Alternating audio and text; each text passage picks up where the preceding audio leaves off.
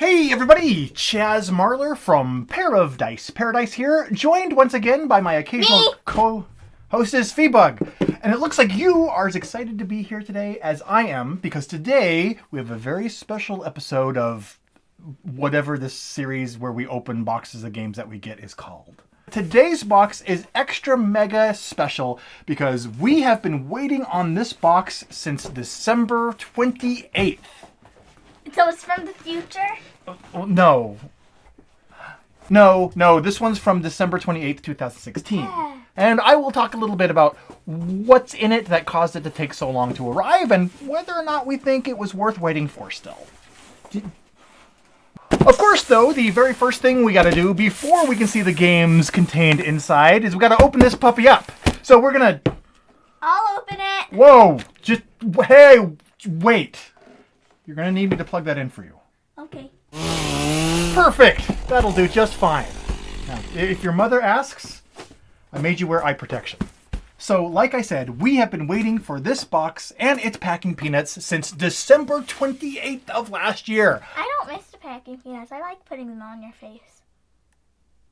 I purposefully did not go look at the packing slip, just so maybe I would have some surprises. So, I am looking forward to seeing what's in this box, probably more than anybody else, including you, probably.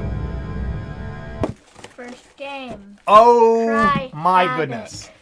Cry Havoc is the very first item in this month's box. Oh my word, it has just been a comedy of errors for me trying to get this game, and it was unlucky enough to be in this phantom delayed shipment. But I've played this game, I've played other people's copies of this game quite a bit, but we'll cut here to the close-up, and I'll give some information on exactly what this game is about and why this game has definitely, yes, been worth waiting 8 months to have arrive.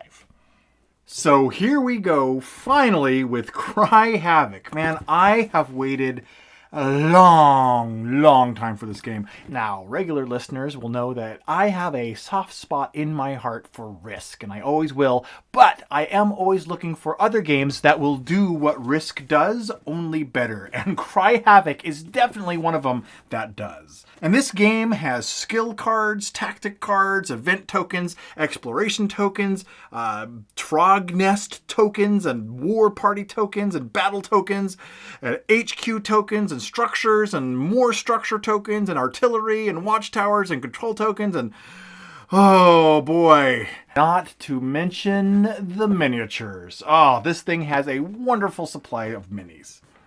But it's not just all about eye candy with Cry Havoc. I really do enjoy the way this game plays. I would say the weakest part of the game is kind of the non-standard, counterintuitive way that part of the scoring track and game end trigger works. But that's not a deal breaker or a barrier to entry to getting into this game.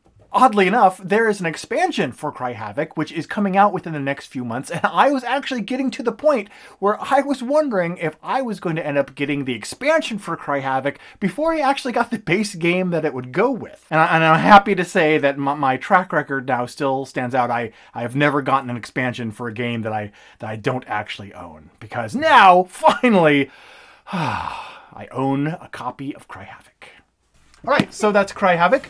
Give me the next item in the old box. The next item. The next game-based item. I don't want like a packing peanut, or I don't want like a... You were going to put a packing peanut on my face, weren't you? These are game-like. They can stack, and they're totally game-based. So here's number 2. I waited 8 months for this box to arrive, and now you're pulling out packing peanuts and taunting me with them. Give me a game out of the box. Oh boy, howdy, yes. Here you go. This is New Angeles, but we've been waiting so long for it. Maybe by this point it's just Angeles. Old Angeles. This is a board game set in the Netrunner card game universe where players are playing the parts of CEOs running these big mega corporations and having to do a little bit of wheeling, a little bit of dealing, and a little bit of compromise and backstabbing against each other. Let's cut here to some more details about the game. So next we have New Angeles. And this is a game that I first saw in the big glass case that FFG sets up at Gen Con during Gen Con 2016. And I saw the cover, some of the pieces, and some of the cards they have on display. And there really wasn't a lot of buzz that I heard about this game. It did kind of come out without a lot of fanfare.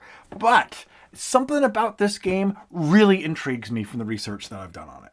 Now, good old New Angeles takes place in the Android Netrunner universe, and its tagline is that the world has changed, but greed has not. And to that end, New Angeles is a game in which 4 to 6 players assume the roles of these mega corporations in the Android universe. And players are going to cut deals and forge temporary alliances to gain leverage and financial superiority over their other rivals sitting around the table, all while trying to maintain order and profitability in the thriving megapolis of New Angeles. Because as I understand it, you're going to be making cutthroat deals and making moves against your opponents, but things are going to happen within this city that you're all going to be forced to kind of work together for the lesser evil sometimes.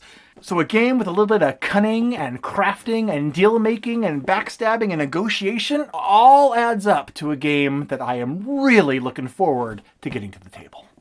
So that's why New Angeles was living in this box, but now comes to live with us. Come, New Angeles, come live with us. Want some toast? Now cry. Havoc is crying. This is one that I kind of forgot about. You mean this one? Not the packing peanuts, no. This is the Merchants and Marauders Seas of Glory expansion. An expansion that was out of print for a long time. A long, lonely time. And I've heard that this expansion is a must-have for people who have the game, which I do on the shelf here somewhere. I'm not going to dig it out because it's covered in packing peanuts for some reason. You're welcome. So was Merchants and Marauders Seas of Glory worth the wait? Well, I say yes. First of all, because I waited even longer because this thing has been out of print for so long, so there was a wait involved anyway, and also because this expansion is so highly regarded as being an essential addition to the Merchants and Marauders game. I have been looking forward to getting this expansion ever since I got my copy of the base game itself. In fact, I think that when I got my copy of the base game, I was going to get this expansion, but it had sold out a week before I finally pulled the trigger on getting the game. And I have been waiting and waiting for this thing to come back in print. So when I saw that it was back in print, I jumped right on this thing. So what does this expansion add to the mix? Well, according to the back of the old box here, the Seas of Glory expansion plunges you back into Merchants and Marauders, where you can live the life of an influential merchant or a dreaded pirate in the Caribbean, or Caribbean. Caribbean, I think. That one with the 2 B's. Anyway, during the golden age of piracy. So apparently this game takes place at the height of Napster.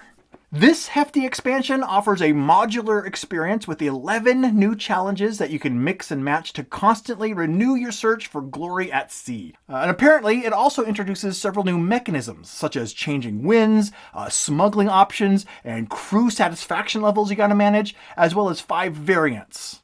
So that's why I am really looking forward to plugging the Seas of Glory expansion into my base game of Merchants and Marauders, and I hope it lives up to all of the recommendations that I heard over and over and over again, that you simply, if you have Merchants and Marauders, you gotta have this expansion added into it because it just adds so many new layers to experience. So I am really looking forward to trying that out and putting those suggestions to the test. So, Merchants and Marauders, Seas of Glory, finally out of the box and here in mine own arms. Where'd you go? Why did you give me that game? Because... Oh, this is not an expansion for that. Well, Phil Star Trek really did. Goodbye, box. Carefully put everything back in the box while I tell people about this expansion. All right, so Star Trek Ascendancy is a neat little game, but it's a game specifically for 3 players. But it is a game of exploration. Are you a trekker? Trekker? No, not really. Nah, I do enjoy and appreciate the show. So this adds the Cardassians as another faction that players can play. And I have to say, unfortunately, this is one of the 3 items in the box that caused it to be delayed so very, very long. So, will the Cardassian faction expansion be worth the wait? Well, I don't know yet. I bloody well hope so. The next item of the box goes hand in hand with the Cardassian expansion, and this is the Ferengi faction expansion for Star Trek Ascendancy. And same story as with the Cardassians. It is another expansion to add another faction to the game, and it is another one of the items that caused this box to sadly sit in a warehouse on a shelf for months and months and months and months and months and months and months and a couple weeks, days, while it was waiting for this to actually be produced. But now it is produced, and now it is here, and I'm no longer sitting here looking at a little monitor, looking at a tracking slip, looking at a tracking number, waiting for this to arrive. It's finally here. Ow. Next item in the old box rune here. I don't even know how many things are left in the box at this point. Meet Perry. Next up is... This is the first expansion to the Tyrants of the Underdark, the Aberrations and Undead expansion. Fun to play, difficult to pronounce. This is the 3rd item out of 3 that caused this box to be delayed. It was actually produced quicker than the Star Trek Ascendancy expansions, but took until a month or 2 ago to finally come out. Now, Tyrants of the Underdark is a fantastically wonderful game, and I'm really looking forward to adding this expansion to. However, I have heard rumors that the card quality in this expansion differs from the card production in the base game enough that you can tell when these cards are shuffled into the game and they stand out. Kind of like the problem we had with our copy of Ascension, where the base game's cards were different than the cards we had in the subsequent print runs and the subsequent print. Not a print run, expansion. So the $35 question is going to be finding out if the rumors were true or not. So if I'm clever enough, I'll even go and use the magic of editing to go in and splice in a comparison of these cards to the ones in the base set. All right, Tyrants of the Underdark, the Aberrations and Undead expansion, the moment of truth. So I got my new expansion cards here, and I got my old expansion cards here. And what I'm going to do is I'm actually going to mix these guys up a little bit here, so you can't tell which ones are which, perhaps, and kind of do a side-by-side to see if you can tell any difference in the ink colors, gloss levels, etc. Now, I don't know if the camera's going to pick all of this up, but I have to admit for myself, yeah, I do see a difference. The new cards do seem to be a little bit more of a saturated purple.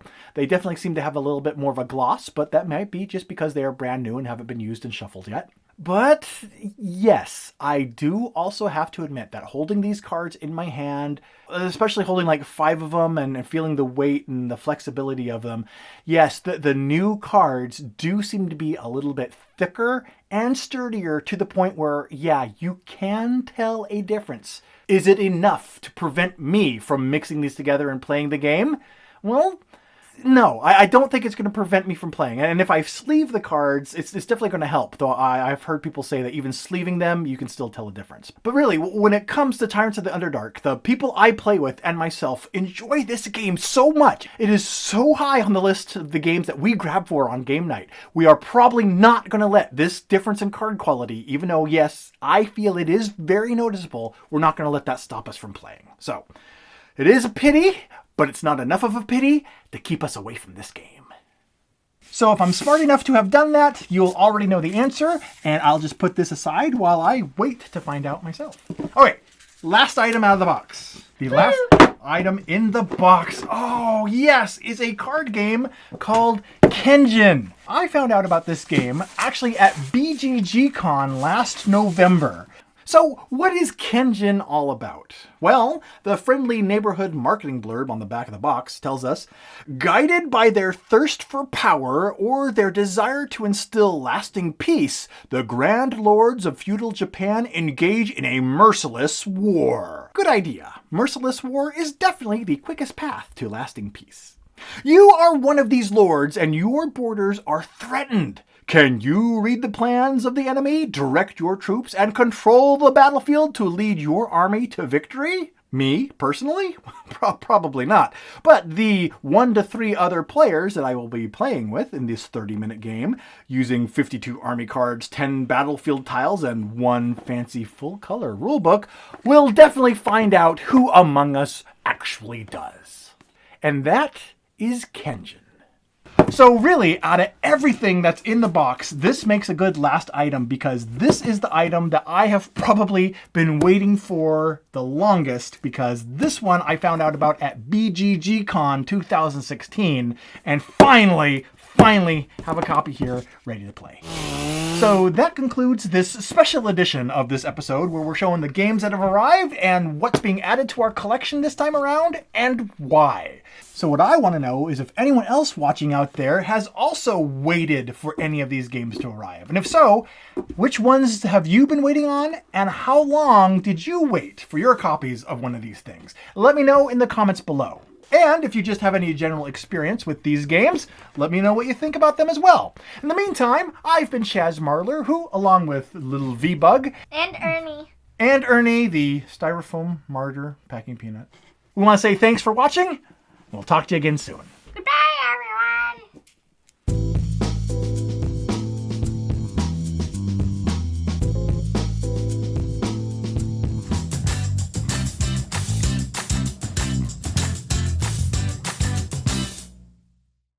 Oh, do you want to see my smile frown?